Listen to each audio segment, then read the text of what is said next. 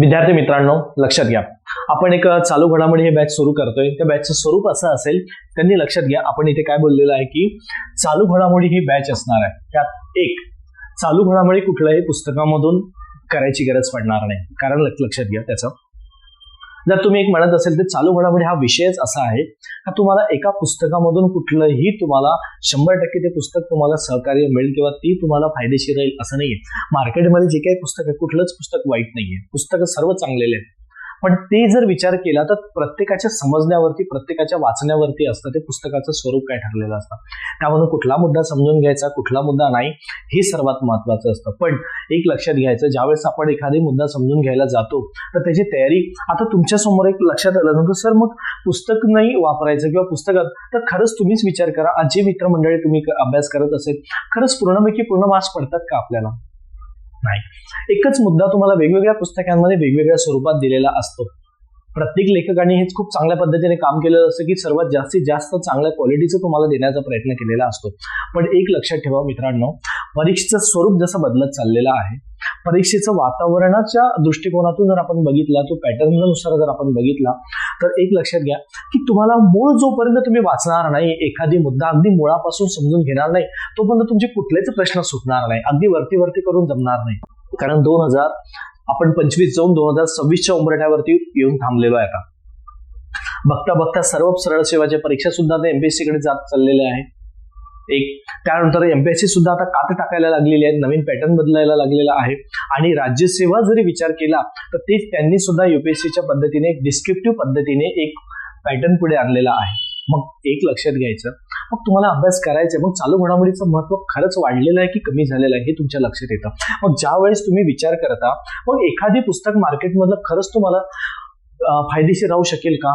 तर नाही विद्यार्थी मित्रांनो, जोपर्यंत एखादी मुद्दा तुम्ही समजून घेणार नाही तोपर्यंत. म्हणजे लक्षात घ्या, जे वर्तमानपत्र आहे, म्हणजे सर्व मराठी वर्तमानपत्रामधील ज्या घडामोडी येतात, जे आर्टिकल येतात, ज्या एखादी करार असू द्या, एखादी मुद्दा असू द्या चर्चेतील, मग यांना अगदी मुळापासून तुम्ही जोपर्यंत समजून घेणार नाही, कारण प्रत्येक चालू घडामोडीचा विषय, प्रत्येक मुद्दा हा कुठेतरी तुम्हाला जीएस मधील एका विषयाशी कनेक्ट होऊन असतो, विनाकारण विचारले जात नाही. आलं लक्षात? मग history, geography, polity, economics, science हे सर्व विषय आलेले आहेत. आणि कुठल्याही स्पर्धा परीक्षेचा गाभा म्हटलं तर हे जीएसचे विषय आलेले. आणि मग त्यानुसार एक लक्षात घ्यायचं पुढे, मग ज्यावेळेस तुम्ही अभ्यासाला सुरुवात करता तर मग कसं होतं, त्यावेळेस तो मुद्दा येऊन थांबतो की एखादी विषयाला जिवंत ठेवण्याचं काम जर करत असेल ना कोणी, तर हे चालू घडामोडीचा विषय असतो. तो विषयाला मरू न देण्याचं काम चालू घडामोडीचा विषय करत असतो. म्हणून प्रत्येक मुद्दा हा चालू घडामोडी हा विषय खूप वेगळा करण्यासारखा नाहीये. तर लक्षात घ्या, त्या विषयाच्या संदर्भात कनेक्ट कसा करता येईल, त्या मुद्द्याला जिवंत कसा करता येईल, हे त्याला इव्हेंट बेस आपण म्हणू शकतो की एखादी घटना घडतं आणि त्यानंतर आयोग तुम्हाला प्रश्न विचारायला लागतो. आले लक्षात? म्हणजेच काय, तुम्हाला सुद्धा त्याच पद्धतीने समजून घ्यावं लागेल ना कशा पद्धतीने आलेला आहे तो आणि कशा पद्धतीने आपल्याला अभ्यासायचा आहे. आले मित्रांनो? म्हणून लक्षात घ्या की ज्या पद्धतीने तुम्ही करायला जाता, अभ्यासाची स्ट्रॅटेजी कशी असतात, काय असतात, त्यामध्ये तुम्हाला चालू घडामोडीचा खरंच किती रोल आहे हे सुद्धा कळणं महत्वाचं राहतं. म्हणजेच काय, आपण जर म्हटलं की युपीएससी आणि एमपीएससी जर समजा तुम्ही करत असेल किंवा इतरही स्पर्धा परीक्षा करत असेल, तर विद्यार्थी मित्रांनो, चालू घडामोडी हा असा कुठला विषय पेपर नाही की ज्यामध्ये विचारलेला नाहीये. आले?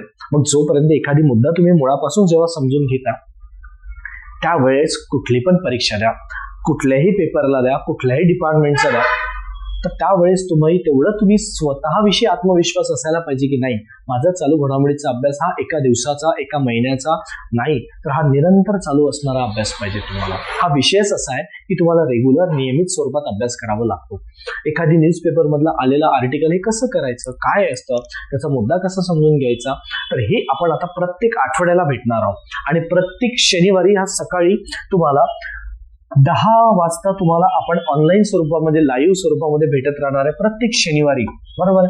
यासाठी तुम्हाला लाईव्ह आणि रेकॉर्डेड स्वरूपामध्ये तुम्हाला मिळणार. पण विद्यार्थी मित्रांनो, लाईव्ह राहण्याचा प्रयत्न करा.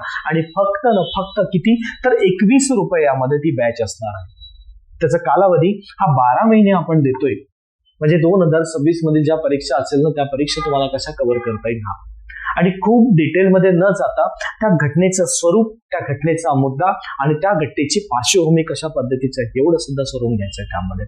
आणि मला येणाऱ्या पुढच्या परीक्षेसाठी कशा पद्धतीने, जर समजा तुम्ही कंबाईनची तयारी करत असेल तर कंबाईनसाठी कसे प्रश्न येऊ शकतात, जर तुम्ही राज्यसेवेची तयारी करत असेल तर राज्यसेवा मुख्यसाठी मला कशा पद्धतीने विषयाला जोड देता येईल, बरोबर. एखादी जर प्रश्न येऊन गेला तुम्हाला तर त्याला जोड कसा देता येईल, तुम्हाला आजचं स्टेटस निष्कर्ष ज्यावेळेस तुम्ही लिहिता तर विद्यार्थी मित्रांनो आजची स्थिती तुम्हाला दर्शवावं लागतं त्यामध्ये, आणि हाच मुद्दा यामध्ये पेपरला आहे.